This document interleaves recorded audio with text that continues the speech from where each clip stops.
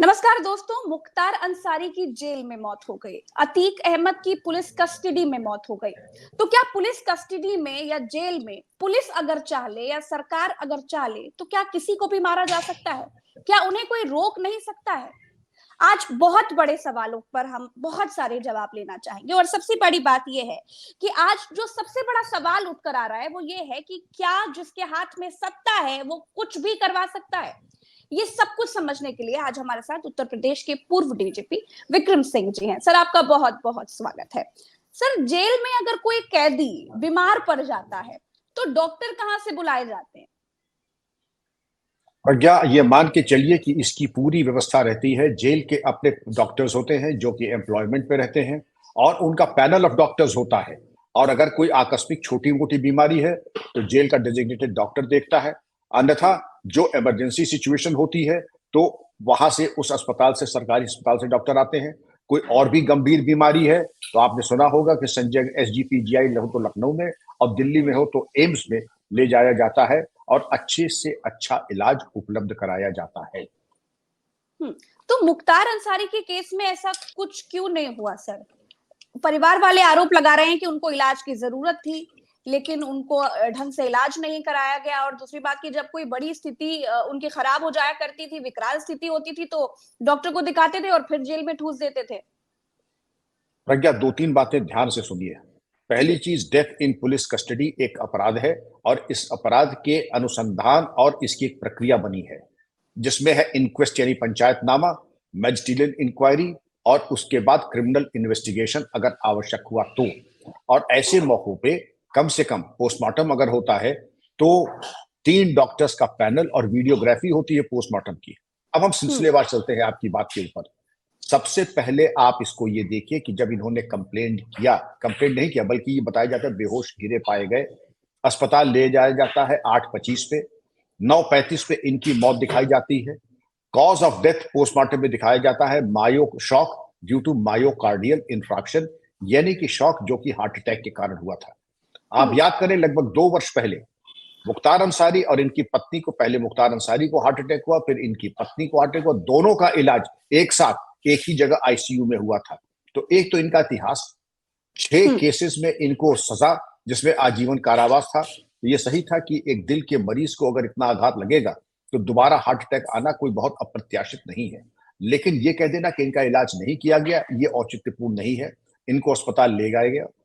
बांदा में जो medical college है वहां, जो अब ये आप कहिए कि SGPGI क्यों नहीं लाया गया, ये आप पूछ सकती हैं।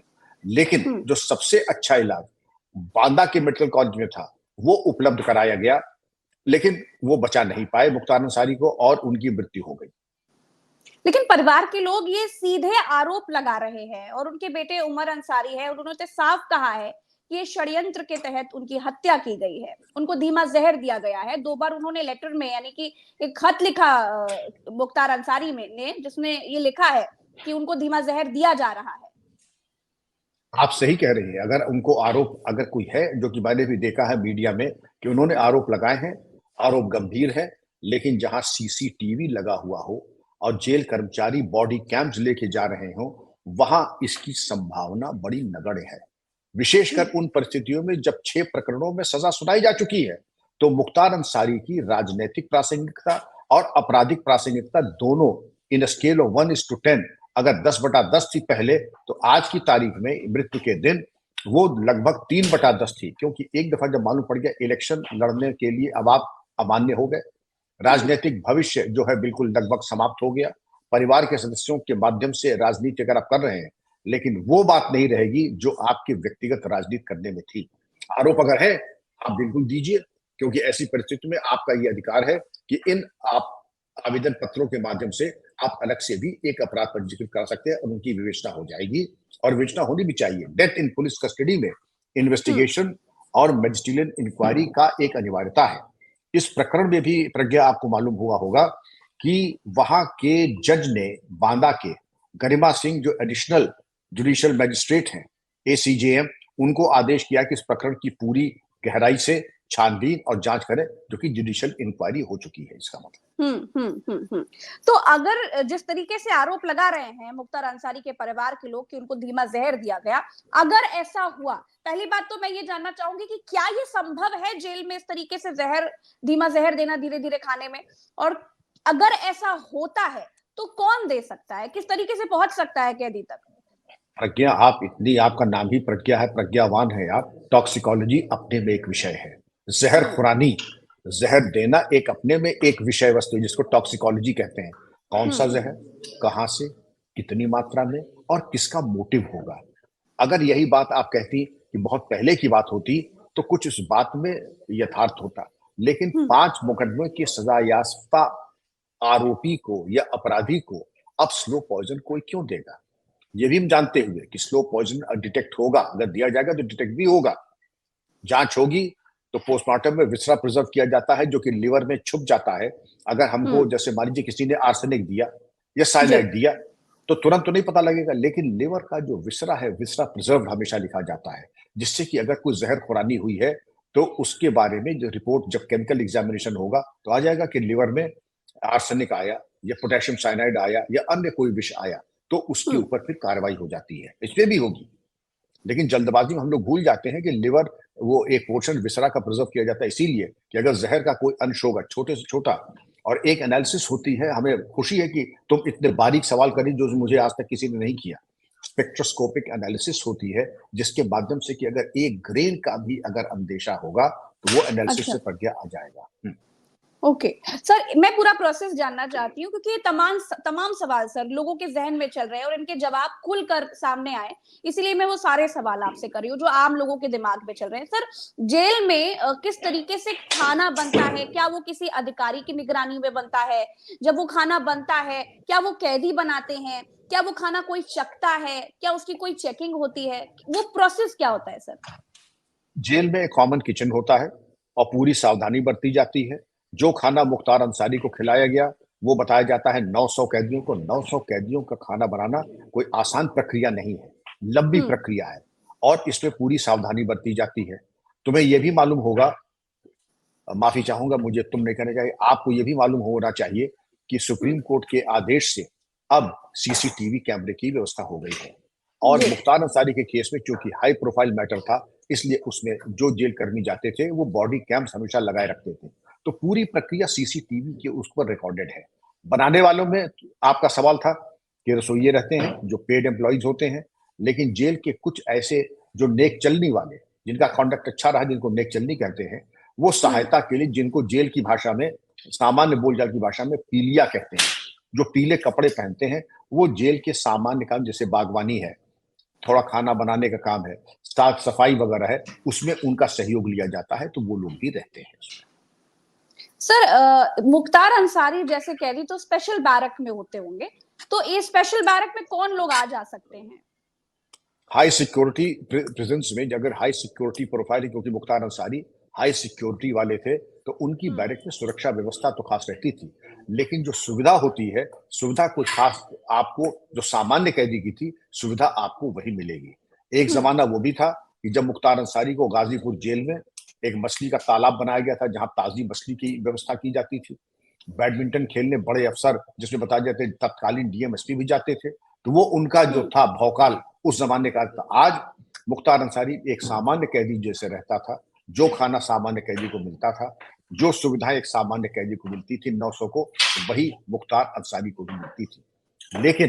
लेकिन बहुत बड़ा लेकिन ये है, उनको जो सेवा दी जाती थी और जो जेल कर्मी थे, मुझे बताया गया है, वो बॉडी कैम्स लेके जाते थे, कोई अतिरिक्त सुविधा उनके लिए नहीं थी। जेल का जो डॉक्टर था, जो कि कॉल में रहता है, ऑफिस आवर्स में जेल में ही रहता है। अधिकांश जेलों में जो डॉक्टर का निवास है वो जेल परिसर के या तो अंदर ही या समीप के आसपास में ही रहता है, तो वो उतनी सुविधा थी, उससे न कम न उससे ज्यादा। अच्छा, मुख्तार अंसारी अगर ये शिकायत कर रहे थे कि उनको धीमा जहर दिया जा रहा है, तो फिर इसकी प्रारंभिक जांच कैसे होनी चाहिए थी सर?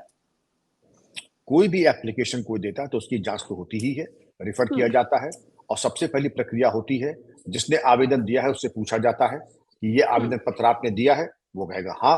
आपके पास क्या सबूत है कि आपको धीमा जहर दिया गया है। अब मेरे पास जानकारी नहीं है, लेकिन अगर मैं जांच करता होता तो मैं पूछता कि इसके क्या सिम्टम है। कहते हैं बदन में सुस्ती, दिमाग में भारीपन और हर चीज जैसे आंख के सामने चक्कर आ जाना, तो हम्म। तुरंत मेडिकल परीक्षण हो जाता। हम्म। मेडिकल परीक्षण के साथ खत में साथ लिखा है, मुख्तार अंसारी का जो खत इस वक्त पर वायरल हो रहा है, उस खत में लिखा है कि उनके साथ हाथ पैर कांपना और इस तरह की चीजें उनके साथ हो रही थी। तो अगर ये प्रज्ञा ये है, तो राइट टू लाइफ एक मौलिक और फंडामेंटल अधिकार है, और इसकी जांच जरूर हुई होगी कि उनकी पैथोलॉजिकल टेस्ट में क्या खून, मलमूत्र आदि की पूरी जांच होगी, जिसमें अगर जरा सा भी टॉक्सिन की कोई बात आती है तो फिर आगे की कार्रवाई होगी, फिर जांच आगे बढ़ेगी। अगर पत्र दिया है तो ये प्रक्रिया निश्चित मान की पूरी होगी, क्योंकि मुख्तार अंसारी को सामान्य कैदी नहीं थे, हाई प्रोफाइल कैदी थे, राजनीतिक इसके दूरगामी परिणाम हो सकते थे। तो उनकी प्रत्येक लिखी और कही बातें, अगर लिखी बातें हैं तो उस पर कार्रवाई, और अगर जबानी बात थी तो उसके लिपिबद्ध करके उस पर कार्रवाई। सर, मैंने सुना और है कि इसी इसी खत से मुझे याद आया, आपके लिए भी एक खत लिखा था मुख्तार अंसारी ने, जिसमें ये कहा गया था कि मेरी लाइफ को अगर खतरा है तो डीजीपी साहब से है, यानी कि आपसे, विक्रम सिंह जी से है। आप पे भी आरोप आपने लग बिल्कुल चुके हैं। जी हाँ, आरोप लग चुके हैं। तो ये कोई भी शातिर अपराधी, पेश को पुलिस की भाषा में कहते हैं पेशबंदी। क्या हम्म। कहते हैं? पेशबंदी। पेशबंदी ये होती है कि इससे पहले कि विक्रम सिंह मेरे ऊपर कोई कार्रवाई करें, मैं पहले ही अपने इंतजाम, अपनी हिफाजत ऐसे कर लूं कि जिससे विक्रम सिंह दोबारा मेरी तरफ देखे ना, कि भाई ये बवालिया आदमी है, बिना कुछ हम्म। किए तब तो ये हालत कह रहा है कि मेरी हत्या करा देंगे बिना कुछ किए। तो वाकई अगर कहीं कुछ कर दिया तो ये तो बहुत कुछ ये कागज तैयार कर लेगा। तो तो इस ऐसा तरीके के क्या था जो लोग, मुख्तार अंसारी को डर था कि आप उनकी जान के लिए खतरा है?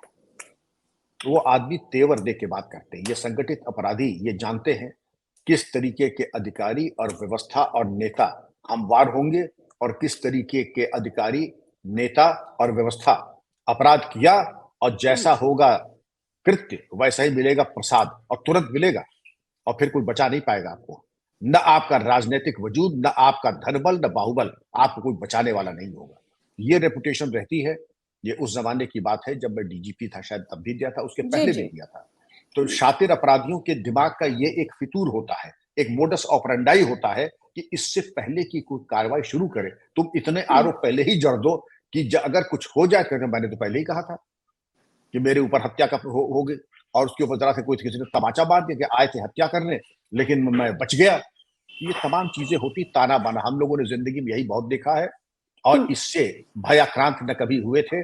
और मैं उम्मीद करता हूं कि इंडियन पुलिस सर्विस का मतलब ही यही होता है कि जो फौलाद उसके अंदर है, अपराधियों और माफिया से किसी तरह के धौस दपाटे में ना आए। सर, एक और सवाल लोगों के जहन में बहुत ज्यादा चल रहा है कि मुख्तार अंसारी शुरू से कह रहा था कि मेरी जान को खतरा है। अगर जेल में किसी कैदी की मौत हो जाती है तो फिर क्या सही चीज जो है, क्या वो बाहर आ पाती है? क्योंकि देखिए, पुलिस के दिमाग में तो यही रहता होगा कि किसी भी तरीके से हमारी गलती बाहर ना आने पाए, किसी भी तरीके से हमारी कोई कमी ना आने पाए, पोस्टमार्टम रिपोर्ट में भी ऐसा आए जैसे दस्त, बुखार, खांसी, जुकाम, ऐसी कोई चीज की वजह, फूड पॉइजनिंग, इसकी वजह से मौत हो गई। क्या सही जानकारी बाहर निकल करके आ पाती है? मैं बड़ी ईमानदारी से बिल्कुल। लोगों के मन के सवाल आपसे पूछ रही हूँ। मैं आपको बड़े ईमानदारी से उत्तर दूंगा, क्योंकि हमारा सिस्टम, संविधान सर्वोपरि है। राइट टू लाइफ एक फंडामेंटल राइट है, और राइट टू लाइफ सबका है, हमारा, आपका, घोषित अपराधी का, हत्या के आरोपी का भी। सबके राइट टू लाइफ जो है फंडामेंटल राइट है। और अगर जेल के अंदर कोई अस्वाभाविक, मैं किसी को मर्डर नहीं, अस्वाभाविक अननेचुरल डेथ भी अगर होती है, जिसको कहते हैं स्नेक बाइट भी हो सकती है, सुसाइड भी हो सकती है, और हत्या भी हो सकती है। तीनों के बारे में जो प्रक्रिया है कि सबसे पहले इंक्वेस्ट, पोस्टमार्टम, मैजिस्ट्रियल इंक्वायरी, और अगर जरूरत हुई, क्योंकि वो कस्टडी पुलिस की नहीं है। ये गलतफहमी लोगों को है कि जेल का इंचार्ज पुलिस विभाग रहता है। ना, जेल का इंचार्ज पुलिस विभाग नहीं रहता है, जेल का इंचार्ज जेल स्टाफ होता है। हालांकि ये तुम्हारा जो सवाल है अभी, ये रेलिवेंट यूं हो गया है कि जेल एडमिनिस्ट्रेशन पहले प्रिंसिपल सेक्रेटरी होम के अंडर में रहता था, वर्तमान में जेल एडमिनिस्ट्रेशन डीजीपी के अंडर में है। तो नेतृत्व तो पुलिस का है, लेकिन जेल के अंदर अगर डीजीपी भी जाएंगे, जैसे मैं भी एस डीजीपी जाता था, पहले हाथ खोल करके उस पर मोहर लगती थी, रजिस्टर साइन करता था, टाइम एंटर करता था, और जब बाहर आता था तो फिर रजिस्टर साइन करता था। तो डीजीपी होना और हेड ऑफ डिपार्टमेंट होना एक चीज है, लेकिन जेल के अंदर शासन प्रशासन, जो जेल का स्टाफ होता है, deputy jailer, jailer, jail superintendent, वो जेल का अपना काडर होता है, पूरा नियंत्रण उनका होता है, सीसीटीवी वहां लगा रहता है। इतना आसान कोई हत्या करना नहीं। और तुम तो देखो, मैंने जिंदगी भर मैं फील्ड में रहा हूं, जी। ऐसे ऐसे भी कई माफिया रहे हैं जिन्होंने ये कहा है। एक इन्हीं की बात नहीं है, क्योंकि हर माफिया जानता था कि दांव लगेगा तो कार्रवाई ऐसी होगी कि तुम भूल जाओगे अपराध की स्पेलिंग। एक बहुत शातिर अपराधी थे, हम्म। नाम याद आ रहा है, राजू भटनागर, जो अमिताभ बच्चन की किडनैपिंग करना चाहते थे। उन्होंने भी एक दरखास्त डाली तो सैकड़ों, लेकिन तुमने बात शुरू की है हम्म। कि जेल में मैं आ गया हूं और विक्रम सिंह ये कहते हैं कि तुम अपने को सुरक्षित मत समझो, जेल में हम्म। सांप भी निकल आते हैं, ऐसा ना हो कि तुम्हें राजू भटनागर जेल में सांप डस लेगा। तो इस तरीके के आरोप लगाने वाले एक ही अपराधी नहीं है। अपराधियों का माइंडसेट, अपराधियों की वायरिंग माइंड की ऐसी होती है कि अपने बचाव में वो कुछ भी कह सकते हैं और कहते भी हैं। लेकिन तुम हम्म। समझो, हम लोग भी संस्कारी परिवार से हैं। माता पिता अगर पत्नी को मालूम पड़ गया कि ये सब भी गोरखधंधा करते हैं, उसी दिन से माता पिता घर से कर देंगे बाहर, और पत्नी भी कह देगी तुमसे संबंध खत्म। तुम हत्या के काम करने के लिए थोड़ी तुम जॉब में आए हो। तुम्हारा काम है विधि सम्मत तरीके से, कानून के तरीके से अपना काम संपादित करो, और कानून की ताकत देता है। आप उसको, जैसे अभी 5 केसेस में आजीवन कारावास, आजीवन कारावास 2 केस में अब में सजा। एक दफा जब सजा हो गई तो क्यों आदमी किसी को स्पर्श करेगा, थर्ड डिग्री इस्तेमाल करेगा, पॉइजन क्यों करेगा? अब तुम्हारी बात, हम हम्म। डेविल्स एडवोकेट बन जाते हैं। हम हम्म। जहर देंगे क्यों? हमें जान का खतरा है, हमें यह है कि आगे चल के बहुत बड़ी समस्या करेगा। अब जो 5 कन्विक्शंस हो गए हैं, उसके बाद वैसे भी औकात और कद बिल्कुल जीरो हो गया है। हम्म। अगर कोई सरकार चाह ले विक्रम सर, किसी कैदी को मारना, अगर कोई सरकार चाहे तो क्या ये संभव है, हो सकता है? क्योंकि लोग तो कह रहे हैं कि सरकार की पुलिस, सरकार का शासन, सरकार का प्रशासन, सब कुछ सरकार का, डॉक्टर सरकार का, जो सत्ता में होगा वो जो चाहेगा करवा सकता है। क्या ये संभव है? ये सवाल भी मैं आपसे, हाँ, इसका क्यों नहीं? जवाब भी चाहूंगी। जासूसी उपन्यास में और हल्की फुल्की भोजपुरी पिक्चरों में यह संभव है। आप मान लीजिए मैंने हम्म। ठान लिया कि मुझे किसी को मरवाना है। जी। अब सबसे पहले मैं क्या करूंगा? जेल सुपरिंटेंडेंट को हमवार करूंगा, जो एस्कॉर्ट पार्टी है उसको हमवार करूंगा, हम्म। और तीसरी चीज ये है कि वहां पे जो खाना देने वाले हैं वो हमवार होंगे। आप हम्म। मान के चलिए, क्रिकेट टीम विद 2 अंपायर्स और एक एक्स्ट्रा, जब तक हमारे गिरोह में शामिल नहीं होंगे किसी को जहर देना आसान नहीं है। आप समझ लीजिए, अगर हमें जहर देना होगा, मैं डीजीपी हूँ, जेल हम्म। सुपरिटेंडेंट को मैंने कहा भाई मैं तुम्हें कुछ पैसे देता हूं, तुम्हें प्रमोशन दिला दूंगा। ठीक है सरकार, मैं करा दूंगा। अब जेल सुपरिटेंडेंट ने अपने स्टाफ से कहा, और स्टाफ में एक दो तो होंगे नहीं, 5-7 लोग होंगे, सीसीटीवी का भी मसला है। ये मान के चलिए, ये मान के चलिए, एक तो ये हो नहीं सकता है, और जो करेगा वो हम्म। फंसेगा जरूर, क्योंकि आज के युग में प्रज्ञा, लोग पानी कम और विस्की विस्की ज्यादा पीते हैं। जहां पहला पेग पेट के अंदर गया, पूरा ग्रामोफोन का रिकॉर्ड, अरे आज तो डीजी साहब ने 1 लाख रुपए दिए हैं, क्यों? हम्म। उनको जरा जहर खिलाने के लिए। ये सब इम्प्रैक्टिकल बातें हैं, ये हो नहीं सकती, करने की जरूरत नहीं है।